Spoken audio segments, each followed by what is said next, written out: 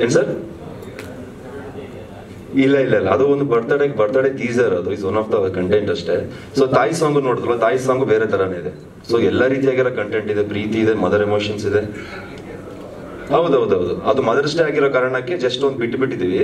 The complete song ಬರುತ್ತೆ ಸಿನಿಮಾದಲ್ಲಿ, 5 song ಅದು ಒಂದು ಸಾಂಗ್. ಇಲ್ಲ ಇಲ್ಲ ಇಲ್ಲ, ಸಿನಿಮಾದಲ್ಲಿ ಫುಲ್ ಕ್ಲಾರಿಟಿ ಇದೆ. ಬರ್ಡೇ ಟೀಸರ್ ಸ್ವಲ್ಪ ಡಿಫ್ರೆಂಟ್ ಆಗಿ ಮೇಕಿಂಗ್ ಮಾಡಿದೀವಿ ಅಷ್ಟೇ, ಅಂದ್ರೆ ನನಗೆ ಇಂಟ್ರೊಡ್ಯೂಸ್ ಮಾಡೋ ಥರ.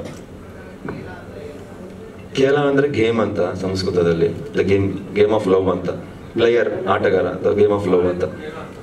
ಖೇಲ ಇದು ಖೇಲ, ಖ ದೊಡ್ಡ ಖ, ಖೇಲ ದ ಗೇಮ್ ಆಫ್ ಲವ್.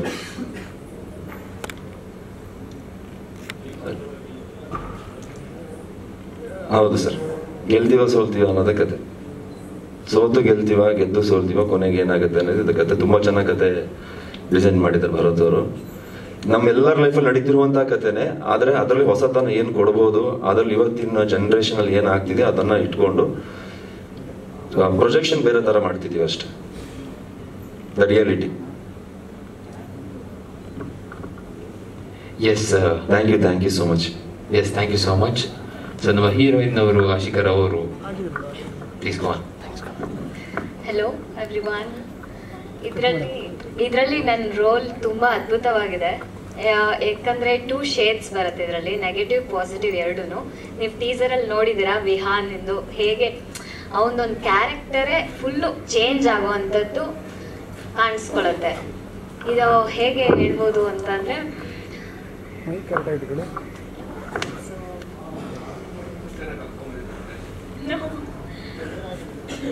ಕೇವಲ ಪಾತ್ರಗಷ್ಟೇ ಅದು.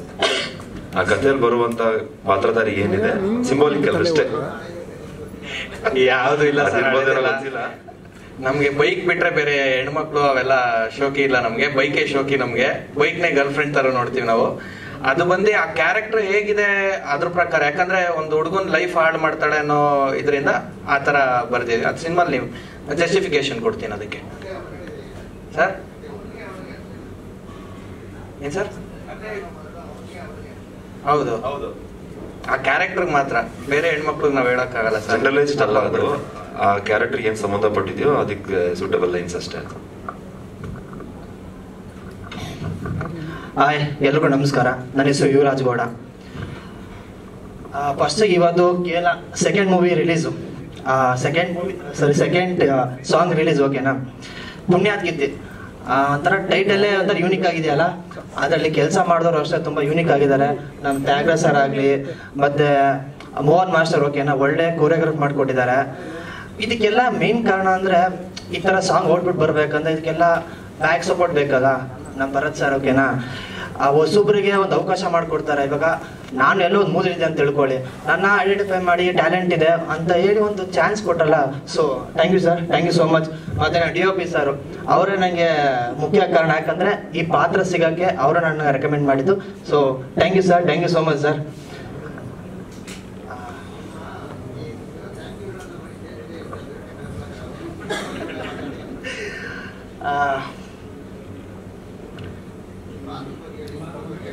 ಸರ್ ನನ್ನಲ್ಲಿ ಸರ್ ನಾನು ರಂಗಭೂಮಿ ಕಲಾವಿದ ಸರ್. ನಾನು ಇವಾಗ ನಂದು 2ನೇ ಮೂವಿ ಇದು. ಫಸ್ಟ್ ಮೂವಿ ಶಿಖಂಡಿ ಅಂತ ಮೂವಿಲಿ ನಾಯಕ ನಟನಾಗಿ ಮಾಡ್ತಿದ್ದೀನಿ. ಇದು ನನ್ನ 2ನೇ ಮೂವಿ ಕೇಳ.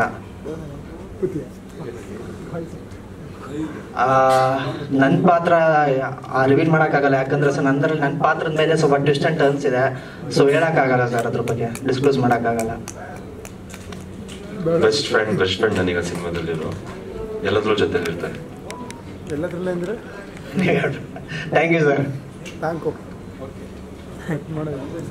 ಕ್ಯೂಟ್ ಲವ್ ಸ್ಟೋರಿ ತೋರಿಸ್ತೆ ಸ್ಟಾರ್ಟಿಂಗ್ ಅಲ್ಲಿ, ಆಮೇಲೆ ಅದು ಟ್ರಾನ್ಸ್ಫಾರ್ಮ್ ಆಗ್ತಾ ಹೋಗುತ್ತೆ, ಬೇರೆ ತರ ಏನಂತಾರೆ ಟೆಂಡೆನ್ಸಿ ತಗೊಳುತ್ತೆ, ಚೇಂಜಸ್. ಹಾ ಹೌದು, ಅಂದ್ರೆ ಕಂಪ್ಲೀಟ್ಲಿ ಟ್ರೈನ್ಡ್ ಅಲ್ಲ.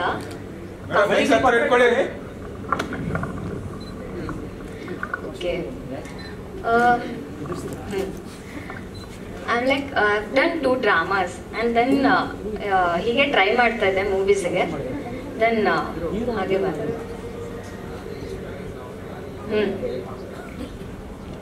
ಟ್ರೈನಿಂಗ್ ತಗೊಂಡಿಲ್ಲ ಸರ್, ಡ್ರಾಮಾಸ್ ಮಾಡ್ತಾ ಇದ್ದೆ ಅಷ್ಟೇ.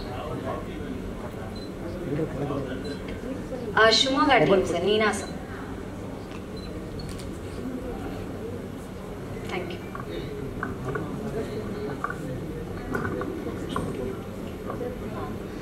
First of all I am very lucky to be in this team and Bharath ಸರಿಗೆ ಥ್ಯಾಂಕ್ಸ್ ಹೇಳ್ತೀನಿ, ನನಗೊಂದು ಆಪರ್ಚುನಿಟಿ ಕೊಟ್ಟಿದ್ದಕ್ಕೆ ಆ್ಯಕ್ಟ್ ಮಾಡೋಕ್ಕೆ. ಆಮೇಲೆ ಶೂಟಿಂಗ್ ವೈಸ್ ನಾನು ತುಂಬ ಎಂಜಾಯ್ ಮಾಡಿದೆ. We went to Uttarakhand for the shooting, song shoot ಮಾಡಿದ್ದೀವಿ ನಂದು ಮತ್ತು ವಿಹಾನ್ದು. ಅದು ತುಂಬ ಬ್ಯೂಟಿಫುಲ್ಲಾಗಿ ಬಂದಿದೆ, ಅದನ್ನು ರಿಲೀಸ್ ಮಾಡಿಲ್ಲ. ಆ್ಯಂಡ್ ದೆನ್ ನಮ್ಮದು ಇಂಟ್ರೊಡಕ್ಷನಲ್ಲಿ ಸ್ಟೋರಿ ಸ್ಟಾರ್ಟಿಂಗಲ್ಲೇ ಒಂದು ಗಣೇಶ ಸಾಂಗ್ ಇದೆ, ಅದು ಮೋಹನ್ ಸರ್ ಅವ್ರು ಕಂಪೋಸ್ ಮಾಡ್ತಾ ಇದ್ದಾರೆ. ಮೋಹನ್ ಬಜರಂಗಿ ಈ ಸಾಂಗು ಹೇಗೆ ಕಂಪೋಸ್ ಮಾಡಿದ್ದಾರೆ, ಅದಕ್ಕಿಂತ ಬ್ಯೂಟಿಫುಲ್ಲಾಗಿ ಬಂದಿದೆ ಅದು ಕೂಡ.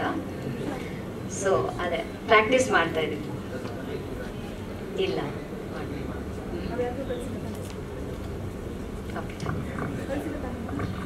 S, producer director Bharath sir ಅವರು ದಯವಿಟ್ಟು ಮಾತಾಡಿ.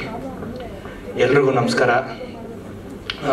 ಈಗಾಗಲೇ ನಮ್ಮ ತಂದೆಯವರು 4 ಸಿನಿಮಾ ಮಾಡಿದ್ದಾರೆ, ನಿಮ್ಗೆಲ್ರಿಗೂ ಗೊತ್ತಿದೆ, ವಿಷ್ಣುಕಾಂತ್ ಬೀಜ ಅಂತ ಹೇಳಿ. ಸೊ ಆ ಲೆಗಸಿ ಕಂಟಿನ್ಯೂ ಮಾಡೋಣ ಅಂತ ಹೇಳಿ ನಾನು ಸಿನಿಮಾ ಇಂಡಸ್ಟ್ರಿಗೆ ಬಂದು ಈಗ ಸದ್ಯಕ್ಕೆ ಓಪನಿಂಗ್ ಸಾಂಗು, ಓಪನಿಂಗ್ ಫೈಟ್ ಮಾತ್ರ ಪೆಂಡಿಂಗ್ ಇದೆ. ನಮ್ಮ ಮೋಹನ್ ಮಾಸ್ಟ್ರು ಇವ್ರಿಗೆಲ್ಲ ಒಂಚೂರು ಟ್ರೈನ್ ಮಾಡ್ತಾ ಇದ್ದಾರೆ. ಸಿನಿಮಾ ಓಪನಿಂಗ್ ಇರೋದ್ರಿಂದ ಸ್ವಲ್ಪ ಚೆನ್ನಾಗಿ ಮಾಡೋಣ ಅಂತೇಳಿ. ಹೌದು ಹೌದು ಸರ್.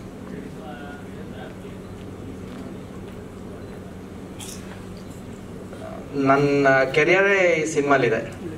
ನನ್ನ ಕೆರಿಯರ್ ಯಾವ ಥರ ಮಾಡ್ಕೋತೀನಿ ಅನ್ನೋದು ಈ ಸಿನಿಮಾಯಿಂದ ಡಿಪೆಂಡ್ ಆಗುತ್ತೆ ಸರ್. ಅದು ಬೇಡ ಸರ್, ಇವಾಗ ಒಳ್ಳೆ ದಿನಗಳಿದೆ ನಂದು, ಅದ್ರ ಬಗ್ಗೆ ಮಾತಾಡ್ತೀನಿ. ಯಾಕಂದ್ರೆ ಹಳೇದನ್ನೆಲ್ಲ ಪಾಸ್ಟ್ ಇಸ್ ಪಾಸ್ಟ್. ಅದಲ್ಲ ಇದು ಬಿಟ್ಟು ನಿಮ್ಗಳ ಮುಂದೆನೆ ರೇಸರ್ ಅಂತ ಶುರು ಮಾಡಿ ಒಂದು ಪ್ರೆಸ್ ಮೀಟ್ ಮಾಡಿದ್ದೆ. ಆ ಸಿನಿಮಾ ಆಗಸ್ಟಿಂದ ನಾನು ಟೇಕ್ ಆಫ್ ಮಾಡ್ತೀನಿ, ಯಾಕಂದ್ರೆ ಈ ಸಿನಿಮಾ ಮುಗಿಸ್ಕೊಂಬೋಣ ಅಂತೇಳಿ ಇದನ್ನು ಸ್ಟಾರ್ಟ್ ಮಾಡಿ ಜನವರಿಲಿ ಸ್ಟಾರ್ಟ್ ಮಾಡಿದೆ. ಈಗ ಆಲ್ಮೋಸ್ಟ್ ಮುಗ್ದೋಗಿದೆ ಸಿನಿಮಾ.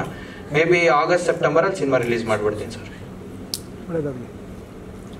Thank you. ಕತೆ, ಚಿತ್ರಕಥೆ ಮತ್ತು ಪ್ರೊಡಕ್ಷನು ನಂದೇನೆ. ನಮ್ಮ ಪ್ರಮೋದ್ ಜೋಯಿಸ್ ಅವರು ಡೈಲಾಗ್ಸ್ ಬರ್ಕೊಟ್ಟಿದ್ದಾರೆ. ಸ್ಕ್ರೀನ್ ಪ್ಲೇ ನಂದೇ ಇದೆ, ಪ್ರಮೋದ್ ಜೋಯಿಸ್ ಅವರು ಡೈಲಾಗ್ಸ್ ಬರ್ತಿದ್ದಾರೆ. ಅಪ್ಪನ ಸಜೆಷನ್ಸು ಅದೇ ಸ್ಕ್ರೀನ್ ಪ್ಲೇಲಿ ಯಾವ ಥರ ಹೋಗ್ಬೇಕು ಏನು ಅಂತ ಹೇಳ್ಕೊಡ್ತಾ ಇದ್ರು. ಅವ್ರ ಗೈಡೆನ್ಸ್ ಇಲ್ದಿರ ನಾವು ಮಾಡೋಕ್ಕಾಗಲ್ಲ. ಏನೇನು ಸಪೋರ್ಟ್ ಬೇಕೋ ಎಲ್ಲ ತಗೊಂಡೆ ಅವ್ರ ಕಡೆಯಿಂದ. ಇಲ್ಲ, ಇನ್ನ ತೋರಿಸಿಲ್ಲ. ನೆಕ್ಸ್ಟ್ ವೀಕ್ ಬರ್ತಾ ಇದ್ದಾರೆ, ಅವಾಗ ತೋರಿಸ್ತೀನಿ ಸಿನಿಮಾನವ್ರಿಗೆ.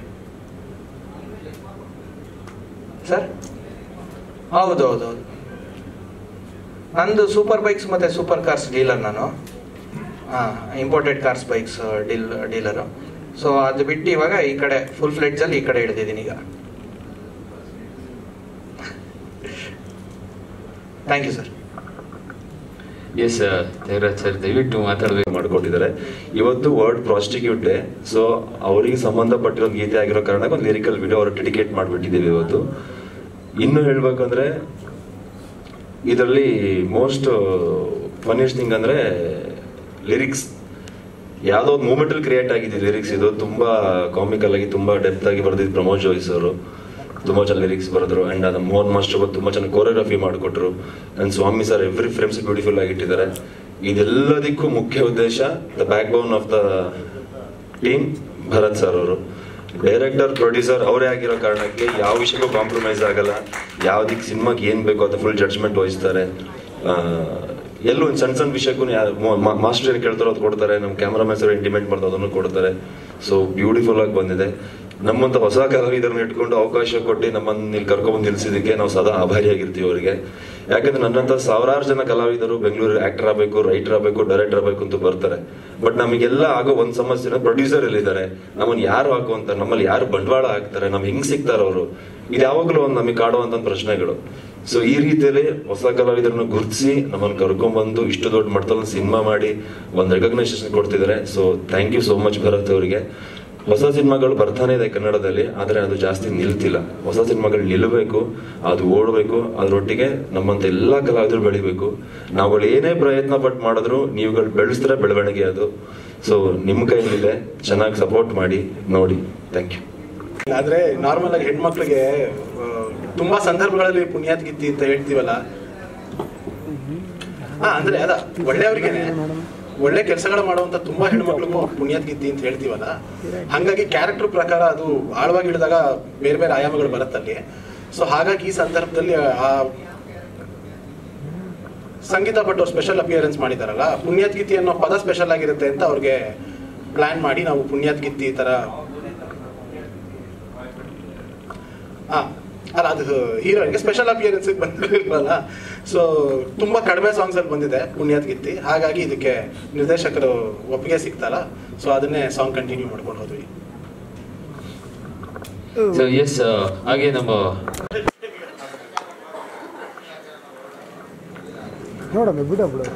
ಎಲ್ಲರಿಗೂ ನಮಸ್ಕಾರ ಸರ್. ನನಗೆ ಅಷ್ಟು ಮಾತಾಡಕ್ ಬರಲ್ಲ. ನನ್ನನ್ನು ನಂಬಿ ಈ ಸಿನಿಮಾ ನನಗೆ ಕೊಟ್ಟಿದ್ದಾರೆ, ಚೆನ್ನಾಗಿ ಮಾಡ್ಬೇಕು ಅಂತ ಅಷ್ಟೇ. ನೀವೇನಾದ್ರೆ ಅವರೇ ಮಾತಾಡ್ತಾರೆ ಬರುತ್ತೆ ಸರ್. ಇಲ್ಲಿ ಉತ್ತರಾಖಂಡ್, ಮೈಸೂರು, ಬೆಂಗಳೂರು ಇಲ್ಲೆಲ್ಲ ಶೂಟ್ ಮಾಡಿದ್ದೀವಿ, ಮಾಡ್ತಾ ಇದೀವಿ ಸರ್. ಸಿನಿಮಾದಲ್ಲಿ ನೋಡಿ ಅದನ್ನು